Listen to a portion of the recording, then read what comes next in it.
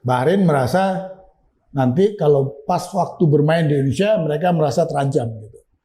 Kalau menurut Mas Sabto, sebelum kita bahas lebih dalam, ini gimana sih menurut pandangan Mas Sabto? Kalau dulu, kalau dibilang Indonesia tidak aman, mungkin FIFA nggak percaya. Kan hari ini mereka ada perwakilan di sini. Ya kan? Dia bilang, gue santai-santai aja di sini. Tiap minggu, Car Free Day tiap minggu depan kantor. Kita dianggap selevel nih. Jadi para pemain udah merasa, oh level kita sama nih sama Jepang. Tapi ketika di lapangannya, kok Jepang bisa mendominasi? Itu kan artinya ada main game cyber juga yang dimainkan oleh Jepang gitu. Anda harus didaftarin sebagai Garuda ID. Syarat untuk masuk ke stadion GBK. Walaupun saya undangan ataupun tiket yang diberikan khusus. Jadi itu semua yang masuk stadion GBK, kalau tidak terdaftar, tidak bisa masuk.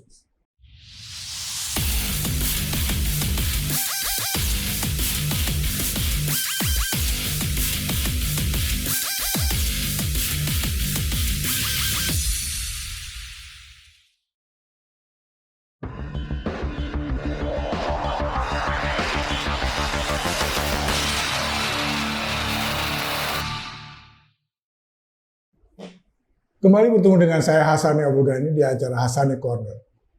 Tetap dengan pasangan saya Mas Sabto. Halo Bang. Warna bajunya, baju mana nih Mas?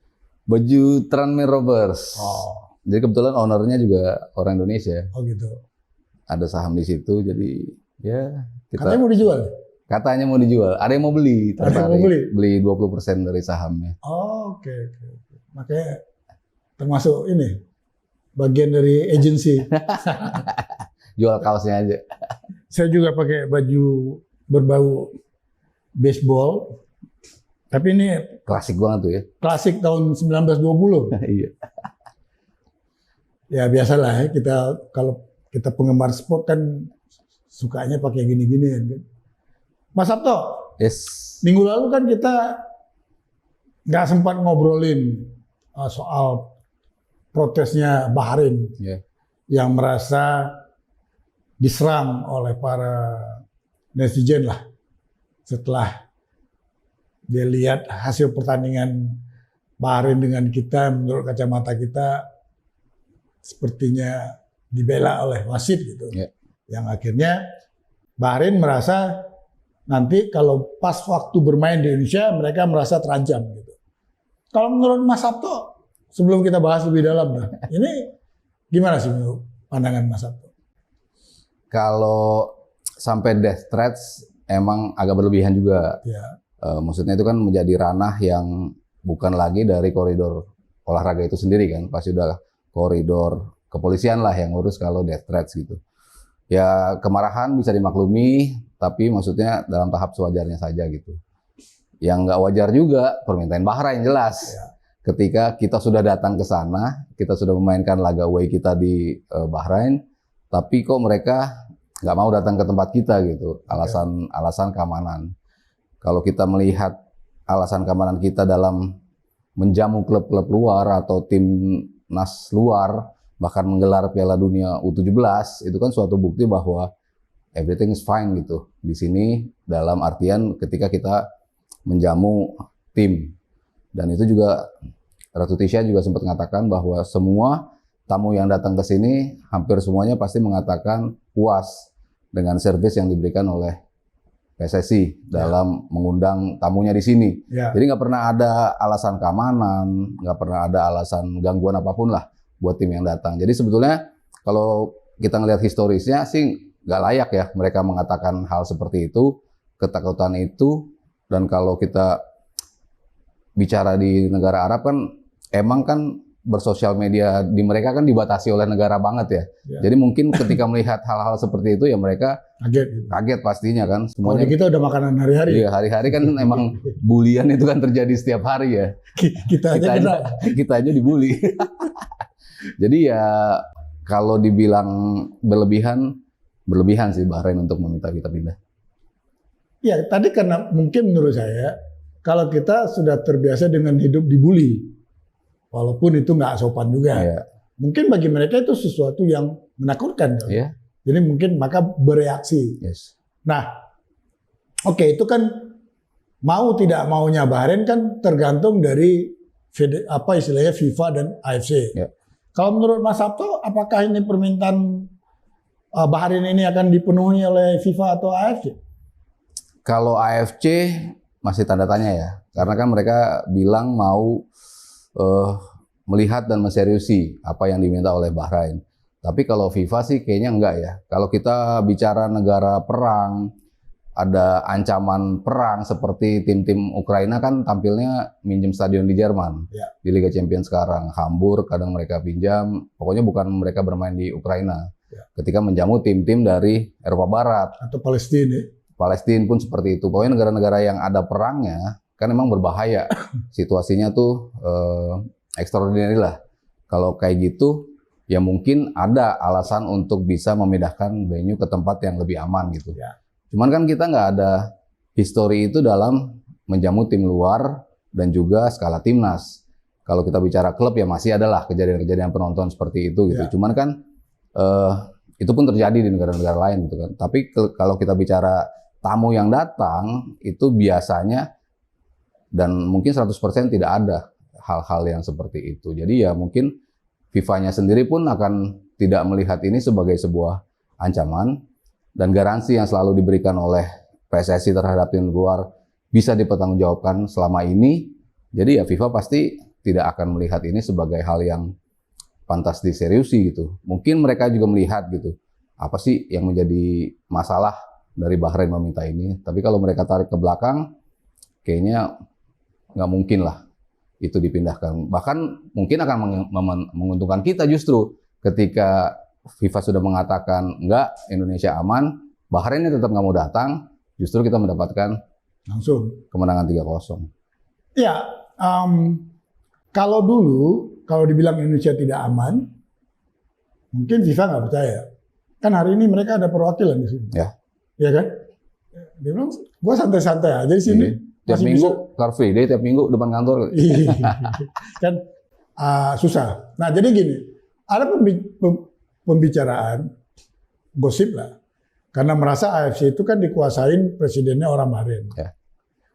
Pengalaman saya di sepak bola itu bisa mempengaruhi kalau pimpinannya, tapi kan ada aturan. Nah aturan di sepak bola ada dua, ada yang namanya hukum sepak bola yang disebut kode disiplin, ya kan. Lalu di luar itu ada hukum negara.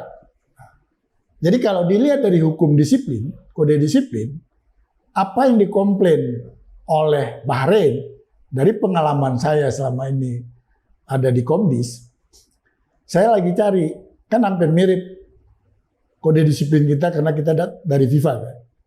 Itu saya tidak menemukan yang namanya ancaman melalui sosmed.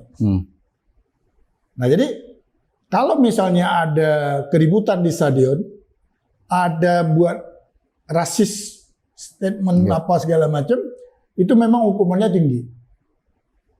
Ada ancaman-ancaman seperti itu di stadion maupun di luar stadion masih terdapat ancaman. Lalu saya mencari, kalau melalui sosial media, bully, atau orang ngancam lewat sosmednya, itu hukumnya belum ada. Nah, namun, kalau kami belajar dari kasus sepak bola Indonesia, ada satu pasal yang bisa dipergunakan oleh Komdis apabila ada kekosongan pasal. Kalau ada sebuah kejadian. Nah, tadi kan kita mengatakan hukum sosial media belum ada di kode disiplin. Nah, itu bisa dipakai. Kalau di Indonesia namanya pasal 141. Nah, makanya kadang-kadang orang bertanya, kenapa? Kan tak ada. Komdis dibolehkan memakai pasal tersebut. Ya. Nah, menyambung tadi yang Mas Sabto mengatakan masalah trade yang dilakukan oleh mereka lewat bully segala macam, atau mereka merasa terancam, bisa dipergunakan kalau kita terus-menerus mengancam mereka melalui sosial media atau apapun, itu bisa saja dipakai pasal yang tadi bisa dipergunakan. Karena apa yang dilakukan oleh kita itu kan juga datangnya dari FIFA. Nah, kalau misalnya reaksi kita waktu itu kecewa dan nggak terus-menerus, mungkin FIFA akan melihat ya udahlah itu reaktif seseorang gitu. Yeah. Toh belum mengancam ke sifatnya secara langsung gitu. Nah itu pertimbangannya kalau menurut saya. Tapi tadi Mas Sabto mengatakan dasar hukumnya hampir nggak ada, ya kan? Yeah. Negara aman-aman aja, kita nggak berperang, sekitar kita juga nggak ada perang, ya kan? Nah, kebetulan kan kita nanti akan mengundang di bulan November, kan itu juga masih Maret. Ya. Di bulan November ini kan kita ada jadi tuan rumah melawan Jepang dan melawan Arab Saudi. Oke lah kalau dibilang lawan Jepang, oh karena sesama Asia Tenggara Timur gitu. Kan Arab akan datang juga. Ya. Nah kalau Arab merasa terancam, mungkin Bahrain boleh Ya. ikut-ikutan. Tapi kalau Arab merasa enjoy, aman-aman aja, nggak ada alasan. Ya. Ya kan kira-kira ke sana lah ya. Kalau dia nggak mau datang, nggak apa-apa. Kita langsung menang WO, itu kan aturannya seperti itu. Betul. Mudah-mudahan Mas, dia nggak datang Mas. Biar pasti menang ya. Iya, udah pasti menang. Silakan aja nggak datang, ya kan? Tapi kalau dia mempergunakan istilahnya tangan besi dengan presidennya orang Bahrain, nggak bisa. Dia terjebak oleh aturan yang, contoh saya bilang, di PSSI sendiri, ketua umum sendiri nggak punya lagi right untuk mau voting atau veto. Dulu masih bisa, hari ini enggak. Maka dia tidak bisa terlibat ke beberapa kasus yang ditangani oleh Komdis. Nah sekarang yang mesti kita jaga adalah jangan kita serang lagi mereka, karena itu bisa menjadi alasan yang kalau mereka terus merengek ancaman itu, ya biarkan FIFA yang memutuskan. Karena ini kan levelnya kejuaraan dunia, jadi bukan di level AFC yang memutuskan. Ya, FIFA. Karena menuju Piala Dunia juga. Menuju Piala Dunia juga. Dan FIFA keuntungan kita ada kantor di sini. Ya. Dia lihat aman-aman aja Jakarta. Kalau model bully, kita udah biasa dibully. Ya mungkin itunya ya. Yang menjadi penting adalah laga melawan Jepang dan juga Arab Saudi itu. Ya, itu kata kuncinya ada di situ. Ketika mereka merasa aman, nggak ada apa-apa, apa yang dituduhkan oleh Bahrain tidak terbukti pada Jepang dan juga Arab Saudi, berarti bargaining power mereka pasti lemah di bulan Maret nanti gitu kan. Masih Maret lagi. Ya, dan kalau kita bicara dulu sih mereka pernah datang ke sini juga kan, Piala Asia, Arab Saudi datang, Bahrain juga datang, fine-fine aja tuh Piala Asia di sini. Dan yang terakhir ya Piala Dunia U17, itu kan jelas aman secara pergelaran, secara pertandingan, secara penonton, semuanya tuh nggak ada lah yang kalau kita bicara mengkhawatirkan nyawa dari kontestan yang datang di sini. Ya, lagi pun kan kalau saya lihat kan yang dihack juga kan lebih ke Bahrainnya, website dari PSSI Bahrainnya, kan apa ada ancaman buat orang per orang kan nggak ada juga. Kan reaktifnya seseorang bermain di dunia digital, ini kan dunia seperti itu. Memang sih saya kalau mau aman ya jangan serang lagi lah. Ya, tapi kalau lebih dijaga ya. Mesti dijaga kan itu bagian dari sebenarnya bisa masuk. Ya walaupun tadi saya katakan di kode disiplin nggak ada, tapi kalau terus menerus kan itu bisa menjadi ancaman. Oke Mas, mudah-mudahan tidak hal itu tidak terjadi. Nah, berarti kan kita ini November akan menghadapi Jepang, menghadapi Arab Saudi. Kemarin kekecewaan itu terjadi setelah kita kalah lawan China. Kesannya SC akan kami evaluasi. Apa harus begitu reaktifnya, Mas Sabto? Harusnya sih enggak ya.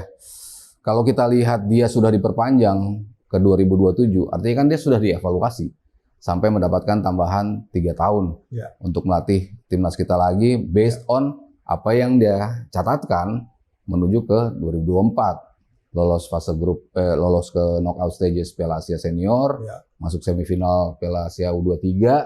Itu kan suatu bukti catatan yang belum pernah kita dapatkan sebelumnya, tapi berhasil dicatatkan oleh Sintayong, sehingga PSSI Indonesia merasa ini pelatih yang cocok untuk megang timnas Indonesia untuk 3 tahun ke depan. Saya rasa itu udah menjadi evaluasi. Satu kekalahan, kalau kita bicara mungkin kita kalah dari Laos, Kamboja, itu mungkin masih make sense lah kalau ada pertanyaan seperti itu. Tapi kalau kita udah bicara di Piala Asia, yang selalu kita katakan round 3 semuanya tim yang sudah teruji, semuanya tim yang berkualitas. Perkara China kalah di 3 pertandingan sebelumnya, apakah langsung akan kalah lawan kita? Kan bukan seperti itu juga. Dan ternyata mereka lebih siap dalam pertandingan itu. Sintayong pun mungkin kaget dengan gaya bermain China yang tidak sesuai ekspektasi dia.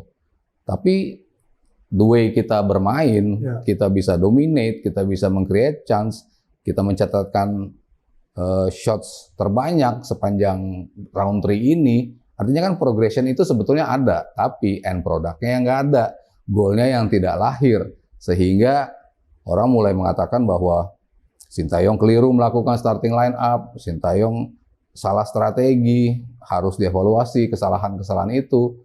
Tapi kan pelatih kan mengambil risiko dalam setiap menyusun starting 11, dan STY kan selalu mengatakan saya hanya punya 2 unsur yang bisa membuat pemain itu menjadi starter. Calon lawan saya siapa, dan kualitas pemain itu, kondisi pemain itu sehari sebelum pertandingan. Berarti menurut dia starting 11 itu cocok untuk melawan China, dan juga personil yang dia pilih adalah dalam kondisi terbaiknya, sehingga dia mengambil keputusan untuk melakukan starting 11 ini. 50-50 pastinya kan, kalau menang artinya dia sukses dengan risiko yang diambil, kalau kalah ya berarti orang melihatnya itu sebuah kesalahan gitu. Tapi kan ya itu pasti risiko seorang pelatih untuk memilih pemain. Ya, jadi mungkin bahasanya evaluasi itu kan kesannya bisa pemecatan. Iya. Kalau misalnya meeting internal di antara federasi sama pelatih itu wajar. Iya. Jadi gimana nih kita game kemarin itu kan hal biasa dalam kepelatihan gitu. Lalu ada juga reaktif baik di pihak beberapa anggota oknum lah gitu. Capek-capek gue ngurus pemainnya nggak dipakai gitu kan. Kalau pengalaman saya dulu waktu saya di Esko, kami itu nggak campur tangan sampai ke situ. Itu urusan wilayah pelatih. Dan kita nggak perlu komentar juga gitu. Itu wilayah pelatih. Tugas kita apa? Yang mengurus naturalisasi ya udah tugas kita di situ. Setelah kita serahkan ke mereka udah. Kalau nanti kita merasakan tim pelatih ini tidak memenuhi apa yang kesepakatan kita, ya kita tinggal panggil. Mau kita lakukan ganti itu sesuatu yang nggak harus terlalu reaktif kalau menurut saya, ya kan? Itu. Pernah kejadian gini.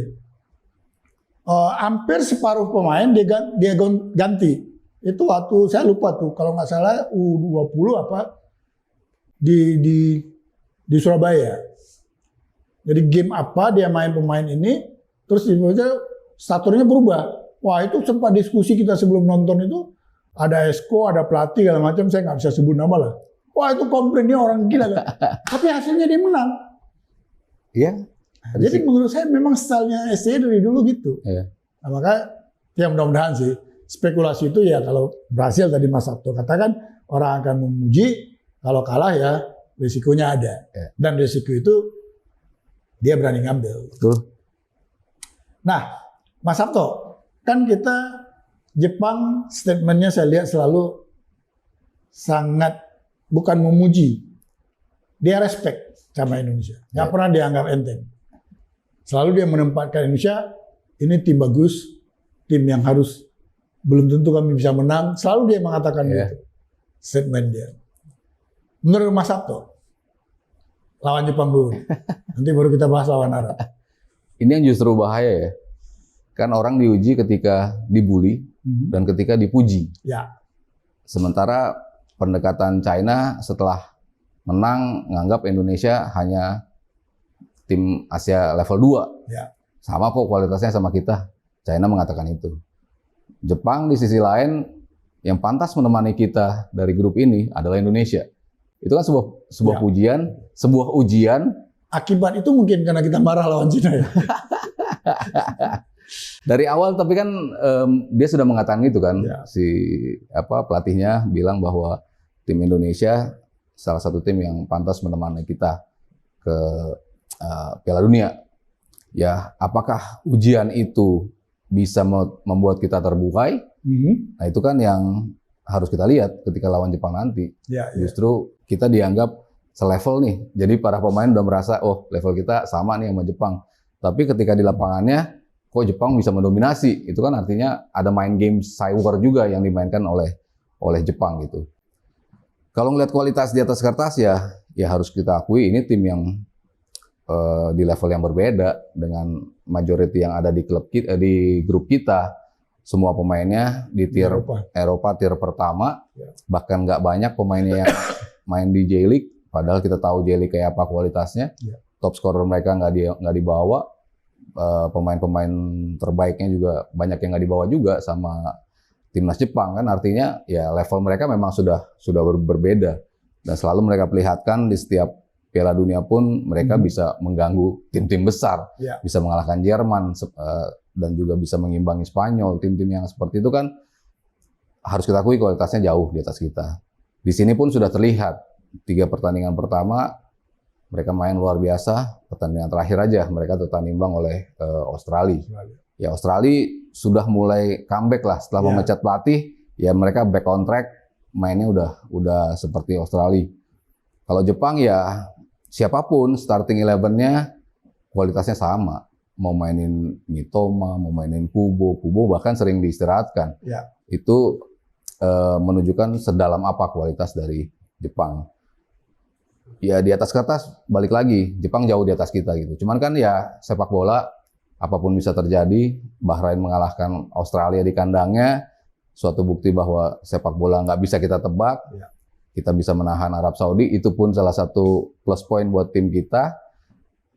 Kalau komposisi yang dipilih dan strategi yang dipilih Sinteyong tepat, saya rasa sih menyulitkan Jepang bisa.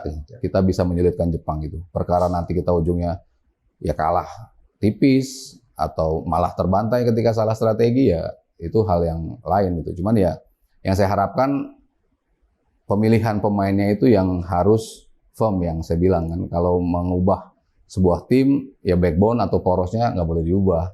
JIZ untungnya bisa main kan.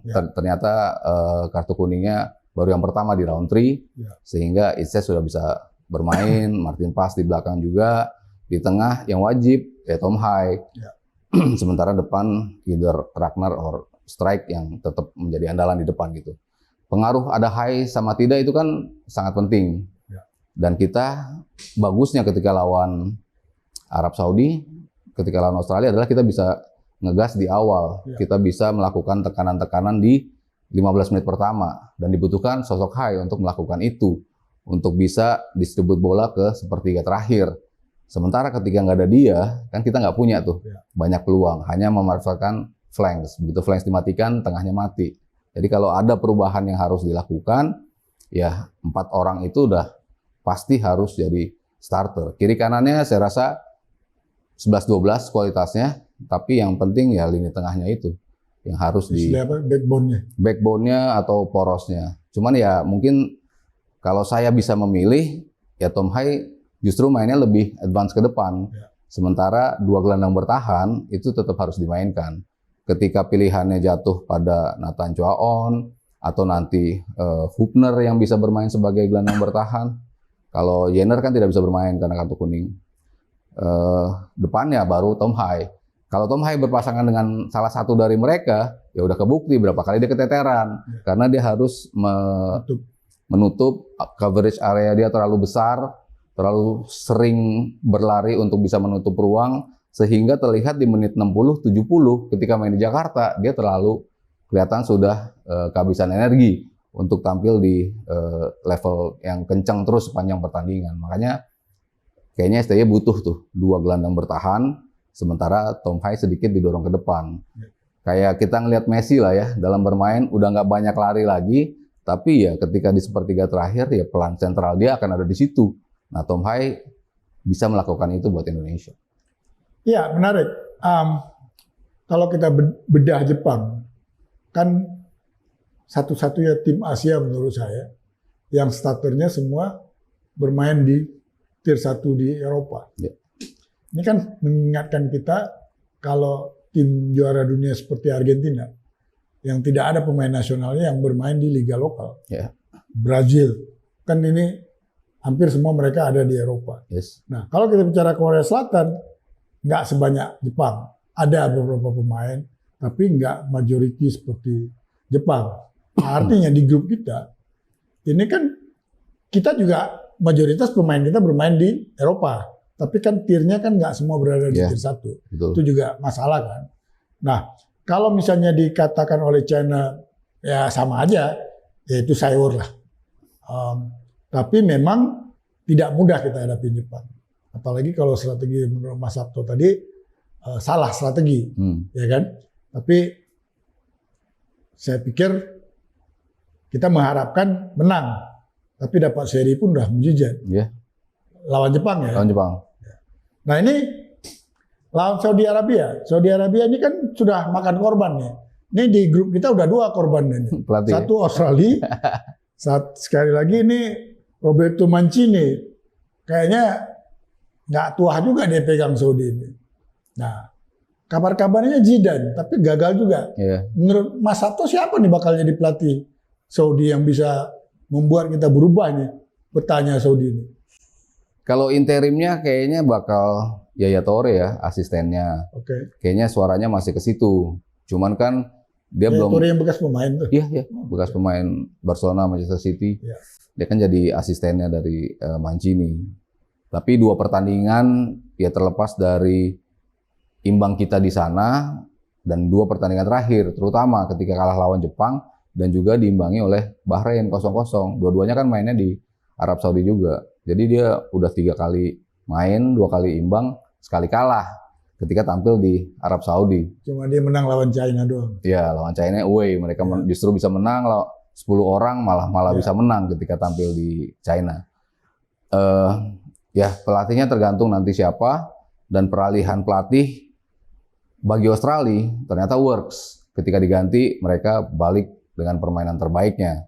Apakah ini akan works bagi Arab Saudi? Atau kebalikannya? Atau kebalikannya, kalau kita bicara Harvey Renard yang dulu megang mereka di Piala Dunia, yang bisa mengalahkan Argentina, itu juga menjadi salah satu kandidat terkuat juga untuk balik lagi menangani Arab Saudi. Dia tahu betul kan kekuatan Arab Saudi seperti apa. Tapi dalam 2 tahun setelah Liga Arab melakukan ekspansi besar-besaran ini, justru kualitas timnasnya turun. Ketika makin banyak pemain import, pemain bintang yang bermain di situ, otomatis pemain Arabnya menjadi hanya banyakkan pemain cadangan. Itu yang dikeluhkan oleh Mancini kan, 60% pemain timnas saya adalah pemain cadangan di klub mereka. Pemain yang bukan tampil reguler di setiap pertandingan. Itu yang menjadi isu di timnas Arab Saudi secara kualitas gitu. Ya walaupun mungkin secara individu ya masih bagus juga, mungkin kualitasnya 11-12 juga dengan pemain-pemain kita. Pelatihnya kalau Harvey Renard, ya mungkin bahaya juga sih. Ini pelatih yang udah tahu betul gimana bisa manfaatkan pemain-pemain Arab yang ada, gimana switch pergantian in-game management dia juga bagus. Kalau dia yang menggantikan sih, ya lumayan berbahaya juga ya buat kita ya. Tapi kalau saya sih melihatnya, karena kualitas tadi yang agak goyang, dan waktunya untuk mereparasi timan 3 minggu mungkin ke depan. Jadi saya melihat kemungkinan kita untuk mengalahkan Arab Saudi lumayan terbuka, Bang. Terbuka ya, dibandingin lawan Jepang. Nah, ada yang menarik. Di 2 pertandingan November ini, yaitu sistem nonton ke GBK, itu terjadi perubahan yang sangat signifikan. Saya kemarin ditelepon Pak Hassani tolong kirim foto sama alamat email dan identitas yang lainnya. Saya bilang buat apa? Anda harus didaftarin sebagai Garuda ID. Syarat untuk masuk ke stadion GBK. Walaupun saya undangan ataupun tiket yang diberikan khusus. Jadi itu semua yang masuk stadion GBK kalau tidak terdaftar tidak bisa masuk. Termasuk tamu VIP juga begitu? Semua. Berarti, saya kan setengah VIP. berarti menteri-menteri gitu kalau masuk harus punya ID? Harus didaftarin. Oh, daftarkan. Ya Garuda ID. Kalau memang ini dijalankan, kan kembali lagi kan yang ngerjain kan bukan mesin. Yeah. Nah, pertanyaannya menarik. Kalau VIP misalnya gimana? Apa harus daftar? I don't know. Tapi saya harus mendaftar. Yeah. Saya bilang, kan saya selalu dapat komplimen tiket. Harus daftar. Siapapun saya mau kasih. Jadi nggak bisa lagi ketemu Mas Sabto, nonton yuk. Daftar dulu, kecuali udah terdaftar. Yeah, yeah. Nah, sebenarnya menurut saya ini sangat bagus. Betul. Di luar negeri, saya nonton di Madison Square Garden di New York, sudah dipakai sistem ini. Nah, menurut Mas Sabto, ini kira-kira plus minusnya gimana nih? Ya, ini kayaknya kan akses dari kemarin ya, pertandingan terakhir, begitu banyak penonton yang memadati stadion di luar kapasitas. Ya. Jauh melebihi kapasitas. Banyak teman-teman saya yang bilang dia tidak bisa mendapatkan bangkunya, nomor bangkunya didudukin oleh orang lain. Ketika dia mau minta bangkunya, lebih galak yang duduk di situ. Tangga sepanjang itu sudah diisi orang. Jadi ketika masuk gate menuju dalam stadionnya, itu udah orang berdiri di situ, udah emang tidak kondusif. Mungkin akhirnya ini yang men-trigger PSSI untuk memberlakukan itu Garuda ID. Jadi kalau kita bicara klub kan jumlah fans dengan kapasitas stadion kan nggak berbanding sama, pasti kan lebih besar jumlah fans. Tapi kan nggak semuanya bisa masuk ke stadion, makanya dibuat peraturan seperti itu. Jadi mereka terdaftar, kalau di Arsenal, di Barcelona, akhirnya dikocok tuh ada balloting gitu untuk bisa mendapatkan tiket. Ketika lo sudah terdaftar, diundi dulu nih bisa dapat tiket apa enggak. Tapi paling enggak nama kita sudah ada untuk bisa masuk ke dalam stadion. Ya mungkin untuk level timnas menghindari hal-hal seperti itu, menghindari kemarin kelebihan penonton dan bisa menyaring dan secara adil mungkin bisa membagikan itu lewat sebuah balloting, itu kan juga menjadi hal yang tentunya menarik gitu kan. Ketika jumlah penontonnya yang akan masuk lebih banyak, gimana ya cara kita menyaringnya? Akhirnya tersaring lewat sebuah sistem gitu. Ketika kita mau membeli tiket di Piala Dunia, Piala itu kan juga kita mendaftar dulu kan di awal. Baru di situ, oh lo boleh beli tiket, oh lo boleh ini tiket sudah terbuka, silakan daftar. Yang kayak gitu-gitu kan akan menyaring jumlah penonton dulu. Nah setelah itu akan otomatis mengidentifikasi kalau ada masalah di dalam stadion. Misalnya ada orang melakukan pelemparan, ada orang melakukan harassment, ada orang melakukan teriakan rasial, yang kayak gitu-gitu kan langsung bisa teridentifikasi kan, bangku berapa nih orang, oh nomor sekian, oh ini datanya, langsung bisa mendapatkan teguran atau larangan tidak bisa masuk ke stadion dalam berapa game ke depan. Itu jelas positif kalau dari sisi itu, Bang. Ya, menarik. Ada satu kisah yang saya ikutin, itu di NBA. Jadi dia penonton itu sudah dikena nggak boleh masuk ke Madison Square Garden. Udah di ban ya? Udah di bench. Dia datang. Jadi wajah dia kedetek. Akhirnya sama security dikeluarin, nggak boleh. Ini kan Bahrain udah nggak bisa lagi komplain. Apalagi kita udah memakai sistem itu kan. Kan ini sistem sebenarnya yang disebut database. Nah lewat database inilah semua hal yang tanda kutip orang nakal, orang jahat itu bisa kedetek. Jadi buat saya sesuatu terobosan yang luar biasa karena membuat sepak bola itu menjadi sebuah tontonannya enak kita nonton. Nggak ada lagi unsur kita tidak nyaman ke stadion. Kan ini akan mengangkat value, nilai dari sepak bola itu yang berimpact positif ke semuanya. Kalau ini bisa diterapkan tanpa celah dimainkan oleh oknum-oknum, ini luar biasa. Saya mengharapkan kalau di timnas nanti sukses, ini bisa diterapkan di klub-klub. Ya, wajib, justru lebih wajib. Karena kan dari pengalaman saya sekarang itu banyak menyidangkan kasus-kasus itu tentang ulah penonton. Ya. Kasihan klubnya. Kasus di Persib Bandung, terus kasus bagaimana Persija, Persebaya, kan ini yang sering-sering terjadi gitu. Nah kalau ini bisa kita buat ini, wah masa depan sepak bola kita kan luar biasa. Kenapa? Pasarnya besar, daya belinya sekarang udah mulai ada. Nah ini kan kesaring terus nih. Ya. Jadi istilahnya siapa yang nakal sekarang nggak ada lagi tempat gitu. Betul. Dibantu oleh teknologi tadi dengan database. Saya orang yang terlibat di industri sepak bola cukup lama. Saya pikir ini jawaban yang sangat luar biasa yang coba dijalankan oleh Federasi PSSI. Sekali lagi nih saya angkat tangan lah ya. Artinya luar biasa. Mudah-mudahan ini oknum-oknum tidak bermain. Karena kan apapun alat sistem kita buat kalau oknumnya masih bermain kan. Betul. Kami mau. Gitu. Ya. Ya, jadi ini suatu hope. Mas Sabto, ini kita tadi bahas timnas senior. Kan ini momennya juga kita lagi timnas U17 juga lagi bertanding. Ya. Kemarin menang lawan Kuwait. Ya. Menurut Mas Sabto, bagaimana melihat pertandingan tersebut? Ya, setelah Lebanon mundur ya. Setelah Lebanon mundur, Lebanon atau Palestina ya? Pokoknya ada tim yang mundur sehingga perhitungan di grupnya tuh akan berubah. Oh. Tim di peringkat terakhir itu akan tidak dimasukkan nilainya. Artinya kan hanya kita, Kuwait dan juga Australia. Yang tiga besar doang. Sementara satunya Mariana Utara. Ya, yang kalah 11-0. Iya, Mariana Utara itu kan tim yang biasa dibanjiri gol oleh tim-tim lawan dan untung harusnya gua nggak di situ. Iya, gua harusnya lebih gede lagi. Kemarin ada yang menang 33-0. Ini kan mungkin di satu sisi merugikan kita karena perhitungan runner up terbaik itu kan akan pengaruhnya di situ dengan jumlah gol yang dicetak oleh masing-masing peserta.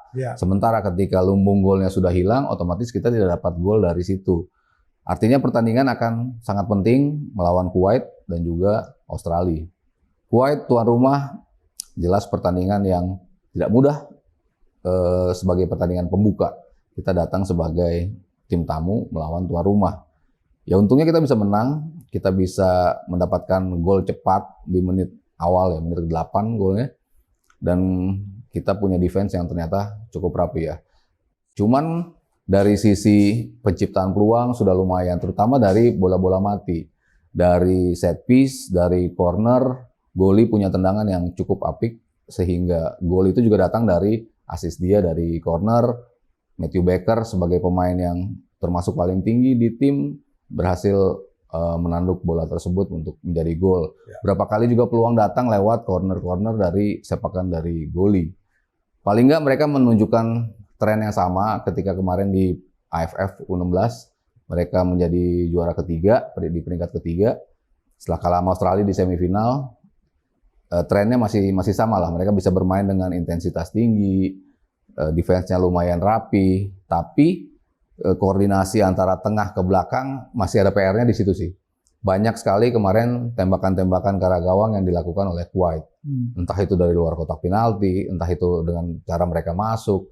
Itu diakui juga sama Nova, tim ini masih punya PR dalam defense. Lawan Australia kan jelas tim yang berbeda lagi. Mereka punya kecepatan, mereka punya pemain-pemain yang akurasi tembakannya luar biasa, dan ini menjadi salah satu ujian ya buat kita ketika kita bertemu dengan Australia di pertandingan terakhir. Ya, semalam itu mengingatkan saya kasus Bahrain. Tambahan waktu ya? 8 menit, udah menit ke-10 belum ditiup. Iya. Wah ini apalagi nih. Ya kan? Asia Barat juga. Asia Barat Kuwait gitu kan. Kuwait. Ketinggalan 0-1 kalau kemarin Wasitnya kan dari sana juga ya? 2-1 dari Syria. Wasitnya dari Syria. Jadi ya akhirnya ditiup sih. Maksudnya paling nggak anak-anak U17 sudah belajar dari senior-seniornya. Iya. Ya kan? Fokus sampai Lebih ada guling-gulingnya dikit. Iya. Dia belajar. Kalau yang senior kan karena besar di Eropa nggak ada sistem guling-guling. terlalu polos ya. Terlalu polos guling-guling. Kalau yang kita kan masih sering tidur dengan bantal guling, jadi dia niru yang dibuat oleh Bahrain. Mas, kan kita lawan tanggal 25 lawan Mariana Utara. Mariana ya. Jangan juga saya dengar-dengar. Mungkin kita bisa curi lah ya. Ya. Kalau kita mau kejar juara grup, berarti kan kuncinya lawan Australia, tanggal 27. Kalau menurut Mas Sabto lawan Australia ini kita menang, draw atau kalah? Ya, ketika jumlah gol melawan Mariana tidak dihitung, tapi secara kualitas semua pemain kita jelas di atas Mariana Utara, makanya Coach Nova juga bilang dia akan melakukan banyak rotasi untuk menyimpan pemain menghadapi Australia, karena jaraknya cuma 2 hari kan. Habis ketemu Mariana, skor berapapun kita menang, ya tidak. Tanggal 25, tanggal 27 Iya. udah main sama Australia. Poinnya tidak dihitung, skornya tidak dihitung, jadi ya percuma aja kita ngotot bikin skor banyak melawan Mariana Utara, tapi nanti kecapean ketika lawan Australia. Jadi kita akan fit, semua pemain moga-moga fit ya di pertandingan melawan Australia. Kalau kita ngelihat intensitas pertemuan pertama waktu di semifinal AFF U16, materinya masih sama, pemain-pemainnya seperti ini, Australia juga sama, artinya kan perimbangannya masih sama nih. Waktu itu kita kehilangan pemain di menit ke-20. Ada kartu merah yang didapatkan pemain kita dari menit 20. Ya. Artinya selama 70 menit kita bermain dengan 10 orang. Tapi kita masih tetap bisa mempertontonkan kengototan yang luar biasa. Kita masih bisa mencetak 3 gol melawan Australia walaupun ujung-ujungnya kalah 5-3. Tapi ya intensity itu, bahwa kalau kita bermain dengan 11 pemain, mungkin halnya akan berbeda hasil akhirnya. Nah, ini yang saya harapkan ketika ketemu Australia. Tidak ada inferioritas ketika melihat Australia dengan postur yang jauh lebih tinggi dibandingkan pemain kita. Kita tetap berani ngotot, kita bisa memainkan sepak bola yang lebih smart. Kita main di bola bawah, kita tidak meladeni bola-bola atas. Crossing pun bukan hanya crossing tinggi, tapi crossing mendatar, yang itu yang lebih menguntungkan pemain kita yang punya kecepatan. Dan ya saya rasa materi pemain kita seperti Mirza di depan, ya tadi ada bantuan Guli, Fandi Ahmad juga yang bisa kasih bantuan dengan set piece-nya, Matthew Baker di belakang yang luar biasa. Jadi ya cukup optimistis juga lawan Australia, paling nggak seru lah dalam pertandingan ini. Ada untungnya, kita kan lawan Mariana yang tidak ada nilainya. Ya. Sedangkan Australia kan lawan Kuwait. Kuwait juga ngotot, masa kalah lagi kan gitu. Ya. Berarti kan tanggal 27 kan juga Australia akan bermain gitu. Jadi mudah-mudahan nih, kalau lihat dari jadwal juga kita posisinya diuntungkan. Mas Sabto, wah nggak terasa udah 40 menit lebih nih. Oh iya. Kita bahas tadi mulai dari masalah Bahrain ya, yang menurut kita mudah-mudahan ini nggak terulang lah. Para netizen kita kekecewaannya udah cukup gitu ya, jangan nyerang lagi. Karena tadi saya katakan bisa saja kalau tadi saya belajar secara hukum kode disiplinnya tidak ada masalah sosial media ini, belum ada ketemu saya itu, tapi kan bisa dipergunakan hukum tersendiri yang kalau memang tuan rumah ini tidak bisa melayani tim tamu dengan baik atau ancaman-ancaman seperti diduga oleh Bahrain.